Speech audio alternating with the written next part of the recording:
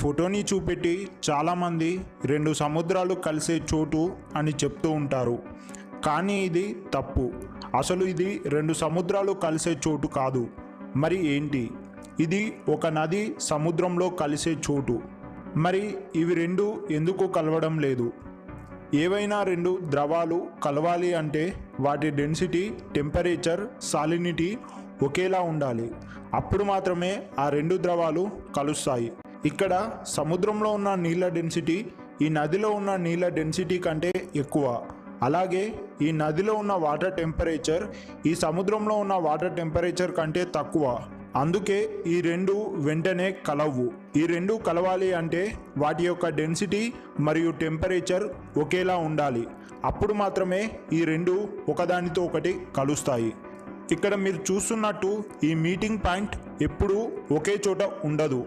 ఇది మారుతూ ఉంటుంది. ఎందుకంటే కొంతసేపటి తర్వాత ఈ నదిలో ఉన్న టెంపరేచర్ సముద్రంలో ఉన్న వాటర్ టెంపరేచర్కి ఈక్వల్ అవుతుంది. అలాగే ఈ నదిలో ఉన్న వాటర్ డెన్సిటీ సముద్రంలో ఉన్న వాటర్ డెన్సిటీకి ఈక్వల్ అవుతుంది. అప్పుడు ఈ రెండు ఒకదానితో ఒకటి కలిసిపోతాయి.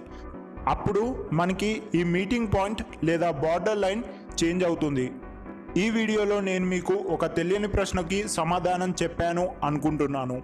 ఈ వీడియో కనుక మీకు నచ్చితే వీడియోని లైక్ చేయండి. ఇలాంటి మరెన్నో వీడియోస్ కోసం మన ఛానల్ని సబ్స్క్రైబ్ చేసుకోండి.